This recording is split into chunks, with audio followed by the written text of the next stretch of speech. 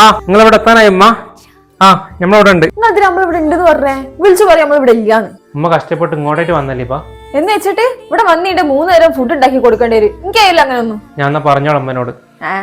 അവിടെ ഉമ്മ നിങ്ങളുടെ ഇവിടെ കയറണ്ടായിരുന്നു കോള്. നിങ്ങൾ ചോദിച്ചിട്ടുണ്ടെങ്കിൽ ഓളിവിടെ ഇല്ലാന്ന് പറയാം. ആര് ഇബേ?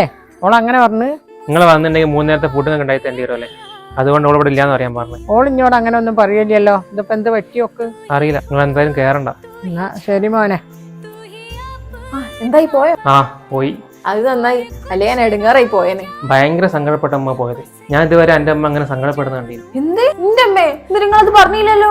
എന്നോടല്ലേ ഞാൻ പറഞ്ഞേ ഉമ്മ ഫോൺ വിളിച്ചുകൊണ്ട് വരുന്നുണ്ട് പറഞ്ഞത്. എന്ത് പണി ആശികങ്ങൾ ചെയ്തത്? അവിടെ തെറ്റാ കഷ്ടപ്പെട്ട് വരില്ല. എന്റെ അടുത്ത് ഒരു വാക്ക് പറഞ്ഞൂടേനു.